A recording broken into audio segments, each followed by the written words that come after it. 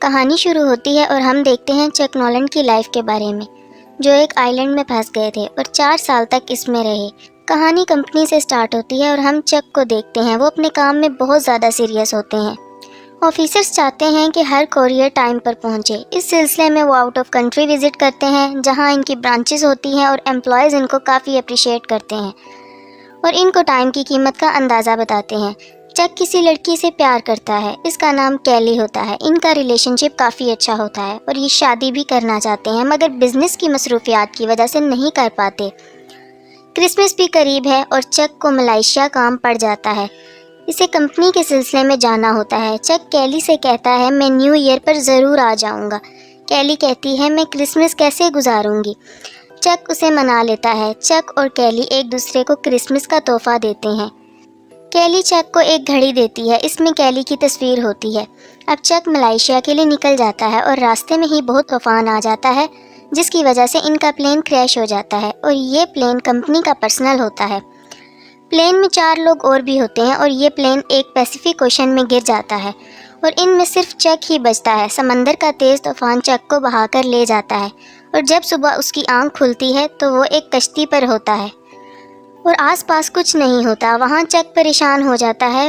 وہاں چک بے حد آوازیں لگاتا ہے، مگر کوئی انسان کا نام و نشان وہاں نہیں ہوتا۔ اب وہ زمین پر بڑا سا کر کے ہیلپ لکھ دیتا ہے تاکہ اوپر سے گزرتا کوئی پلین اسے دیکھ کر اس کی مدد کو آ جائے۔ رات بہت ہو جاتی ہے اور وہ سو جاتا ہے۔ اگلے دن وہ اٹھتا ہے تو دیکھتا ہے کہ اس نے ریت پر ہیلپ لکھا تھا وہ مٹ جاتا ہے۔ اب وہ لکڑی سے ہیلپ لکھتا ہے، اسے یقین ہوتا ہے کوئی اسے ڈھونڈنے ضرور آئے گا اور اس نشان کو دیکھ کر وہ اس جگہ آئیں گے۔ اب چک کو بھوک محسوس ہوتی ہے اور کمپنی کا جو بھی سامان بہہ کر آتا ہے اس میں کھانے کا کچھ بھی نہیں ہوتا۔ اب چک کو کسی چیز کی آواز محسوس ہوتی ہے۔ جب وہ ادھر ادھر دیکھتا ہے تو ایک ناریل زمین پر گرتا ہے۔ اسے پتہ چل جاتا ہے کہ یہ ناریل کی ہی آواز ہے۔ اب پینے کے لیے اسے ناریل پانی کے علاوہ وہاں کچھ نظر نہیں آتا۔ وہ اسی کو پی کر گزارا کرتا ہے۔ چک کو یہاں 3 دن گزر چکے ہیں۔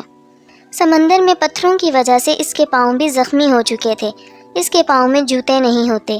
اب وہ اپنی پینٹ کو آدھا کاٹ کر اپنے پاؤں میں لپیٹ لیتا ہے تاکہ اس کے پاؤں میں درد نہ ہو، اور اسے وہاں ایک بہت اونچی چوٹی نظر آتی ہے۔ وہ فیصلہ کرتا ہے وہ اس پر ضرور چڑھے گا۔ جیسے ہی وہ دیکھتا ہے کہ وہ کیسے اوپر چڑھ سکتا ہے اور اندازہ لگا کر وہ چوٹی پر چڑھنے میں کامیاب ہو جاتا ہے۔ اب اسے اوپر سے سمندر میں کوئی چیز تیرتی ہوئی نظر آتی ہے۔ جب وہ واپس نیچے آتا ہے تو دیکھ کر حیران رہ جاتا ہے کہ وہ اس کے پلین کے پائلٹ کی ڈیڈ باڈی تھی۔ وہ بہت روتا ہے اور اسے دفنانے کا انتظام کرتا ہے، مگر وہ دفنانے سے پہلے اس کے جوتے اور ٹارچ رکھ لیتا ہے۔ اب وہ اسی آئی لینڈ میں زندگی گزارنے کا عادی ہو گیا تھا۔ وہ پتوں پر گری اوس کو پی کر گزارا کرتا ہے۔ وہ مچھلی مارنے کی کوشش کرتا ہے مگر ناکام ہو جاتا ہے۔ اسے کھانے کے لیے ناریل پانی اور رات کو پتوں پر گری اوس کے علاوہ کچھ بھی حاصل نہیں ہوتا۔ وہ اسی کو کھا کر گزارا کرتا ہے۔ اب رات کے وقت اسے سمندر میں ایک شپ نظر آتا ہے۔ اسے دیکھ کر وہ بہت ایکسائٹڈ ہو جاتا ہے اور آوازیں لگاتا ہے۔ ٹارچ کی لائٹ آن کرتا ہے مگر اتنی دور سے کوئی فائدہ نہیں ہوتا۔ اگلے ہی دن وہ یہ فیصلہ کرتا ہے کہ اس کے پاس جو ایئر بوٹ ہے وہ اس میں بیٹھ کر بیچ سے نکل جائے گا۔ وہ جان گیا تھا کہ ادھر کوئی بھی نہیں ہے۔ اب جب وہ وہاں سے نکلنے کی کوشش کرتا ہے تو لہریں اتنی تیز ہوتی ہیں کہ ان کی رفتار کی وجہ سے وہ سمندر میں گر جاتا ہے۔ اسی دوران اس کے پاؤں پر چوٹ لگ جاتی ہے اور خون بھی بہت نکلتا ہے۔ اب چک واپس اپنی جگہ آ جاتا ہے اور اب اسی دوران بارش شروع ہو جاتی ہے۔ اسے ایک غار دکھائی دیتا ہے۔ وہ رات گزارنے کے لیے اس میں چلا جاتا ہے اور ٹارچ آن کر لیتا ہے، اور ساری رات ٹارچ آن رہنے کی وجہ سے اس کی بیٹری بھی لو ہو جاتی ہے۔ اب روشنی کے لیے اس کے پاس اور کچھ نہیں ہوتا۔ وہ یہ تک نہیں جانتا کہ آگ کیسے جلاتے ہیں۔ اب وہ واپس آتا ہے اور کمپنی کے سامان میں اسے کچھ چیزیں ملتی ہیں جو تیر کر اس کے ساتھ آ گئی تھیں۔ وہ ان کو کھولتا ہے مگر اس میں اس کے کام کی 1 یا 2 چیزیں ہی ہوتی ہیں۔ ایک اسے جوتے ملتے ہیں جو سکیٹنگ کے لیے ہوتے ہیں۔ اس کے نیچے بلیڈ لگا ہوتا ہے۔ وہ اس سے ناریل کو آرام سے پھاڑ لیتا ہے۔ اب وہ کسی بھی چیز کو کاٹ سکتا ہے۔ اب وہ ایک لکڑی کو کاٹتا ہے اور نوکیلی سی بنا لیتا ہے اور مچھلیوں کو پکڑ لیتا ہے۔ وہ مچھلی کو کچا تو نہیں کھا سکتا، اسی لیے وہ آگ جلانے کی بے حد کوشش کرتا ہے مگر کامیاب نہیں ہو پاتا۔ اب چک کو آئیڈیا آتا ہے کہ اگر میں 2 لکڑیوں کو رگڑوں تو شاید میں کامیاب ہو جاؤں، اور ایسا ہی ہوتا ہے۔ اسے کامیابی مل جاتی ہے۔ وہ پہلی بار اتنا خوش ہوا ہوتا ہے بیچ پر آنے کے بعد۔ چک کو وہاں جو سامان نظر آتا ہے کمپنی کا، اس میں ایک فٹ بال بھی اسے دکھائی دیتا ہے۔ اس پر چک کا بلڈ لگا ہوتا ہے۔ وہ اس کو ہاتھ سے آنکھ، ناک اور ہونٹوں کی شیپ دیتا ہے، اس کو ایک چہرے میں تبدیل کرتا ہے اور اس کو اپنا دوست بنا کر اس سے باتیں کرتا ہے اور اسے آگ کے پاس خشک ہونے کے لیے رکھ دیتا ہے اور اس کو ولسن کا نام دیتا ہے۔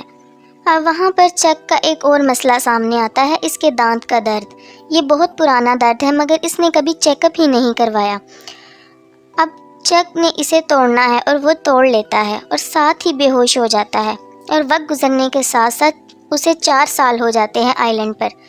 4 سالوں میں وہ اس جگہ جینا سیکھ لیتا ہے۔ اس کا حلیہ بگڑ چکا ہے، اس کے سر اور منہ کے بال بے حد بڑے ہیں اور وہ بے حد کمزور دکھائی دیتا ہے۔ اسے اتنا تجربہ ہو گیا تھا، وہ دور سے ہی ڈنڈا پھینک کے مچھلی کو پکڑ لیا کرتا تھا۔ چک کی دوستی ولسن سے کافی ہو گئی تھی، وہ اس سے کافی باتیں کرتا تھا۔ اب ایک دن مچھلی کھا رہا ہوتا ہے کہ اسے ایک آواز آتی ہے۔ چک دیکھتا ہے تو وہ ایک سٹیل کی شیٹ ہوتی ہے۔ اسے ایک آئیڈیا آتا ہے کہ اس کی مدد سے وہ یہاں سے نکل سکتا ہے۔ وہ جب بھی نکلنے کی کوشش کرتا ہے لہریں اسے جانے نہیں دیتی۔ اب وہ ناریل کی لکڑی کاٹ کر ایک بورڈ تیار کرتا ہے اور سٹیل کی شیٹ اس کے آگے لگاتا ہے۔ حالانکہ بورڈ تیار کرنا آسان نہیں تھا اور وہ یہ فیصلہ کرتا ہے کہ جب ہوائیں کم ہوں گی تو وہ نکلنے کی کوشش کرے گا، اور شیٹ کو وہ بوٹ کے آگے لگاتا ہے تاکہ جب وہ بوٹ میں بیٹھے تو شیٹ کی مدد سے پانی کو دھکیل سکے اور وہ آگے جا سکے۔ چک ولسن کو اندر رکھتا ہے اور نکل جاتا ہے۔ راستے میں بڑی بڑی لہروں کا مقابلہ بھی کرتا ہے مگر ابھی بھی وہ سمندر باقی ہے۔ وہ نہیں جانتا کہ زمین کب آئے گی۔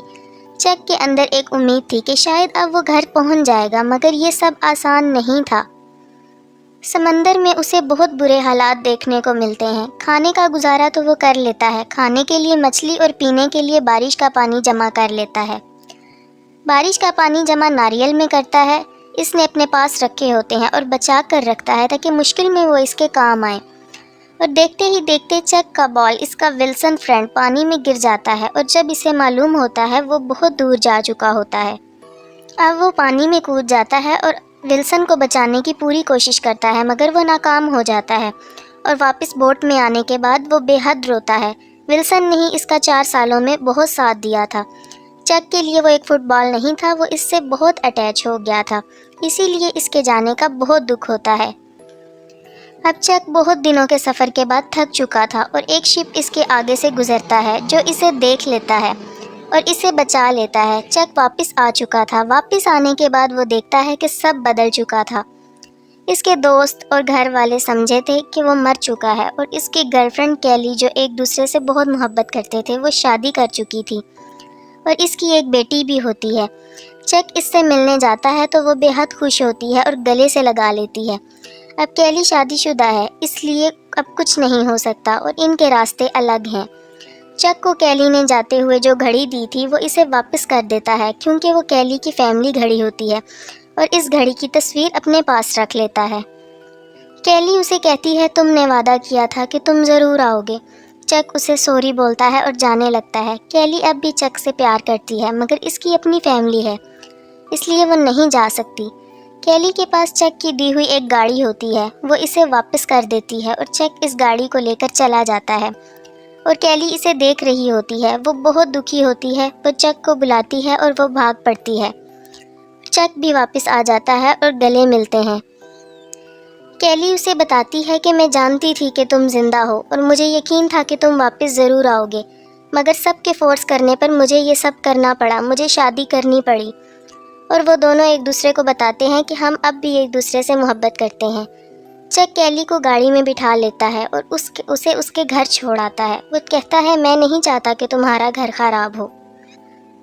اب ہم دیکھتے ہیں کہ چک اپنے ایک دوست کے ساتھ بیٹھا ہوتا ہے اور اسے بتاتا ہے کہ میں نے بیچ پر خودکشی کرنے کی بھی کوشش کی تھی۔ میں پھانسی لینے والا تھا مگر مجھے کیلی کا خیال آ گیا تھا کہ مجھے اس کے پاس جانا ہے، اور آج جب میں واپس آیا ہوں تو اسے کھو چکا ہوں۔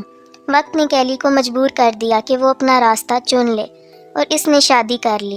اب چک اکیلا رہ گیا تھا لیکن زندگی کو آگے جانا ہی ہوتا ہے، اور اینڈ میں یہ ہوتا ہے کہ چک کے پاس ایک پیکیج ہے جو وہ آئی لینڈ سے بچا کر لاتا ہے۔ پلین ڈوبنے کے بعد بہت سے پیکیجز کنارے آ جاتے ہیں اور وہ سوچتا ہے کہ وہ گھر جانے کے بعد کھولے گا، مگر وہ ایسا نہیں کرتا اور وہ پیکیج کو واپس کرنے آتا ہے مگر وہاں پر کوئی نہیں ہوتا، اور وہ ایک نوٹ لکھ کر دروازے پر رکھ دیتا ہے جس میں لکھا ہوتا ہے this package saved my life. اور وہاں سے چلا جاتا ہے۔ چک کو اب ہم ایک کچے راستے کی طرف دیکھتے ہیں اور وہاں وہ میپ دیکھ رہا ہوتا ہے کہ وہ کہاں جائے، تو ایک لڑکی آتی ہے اور اسے راستہ بتاتی ہے۔ اس کی گاڑی پر بھی وہی ونگز کا نشان ہوتا ہے جو پیکج پر ہوتا ہے۔ اب چک اس کا پیچھا کرتا ہے تو وہ اسی گھر جاتی ہے جہاں چک نوٹ لکھ کر رکھایا تھا، اور اس نے بھی اپنا پارٹنر کھو دیا ہوتا ہے۔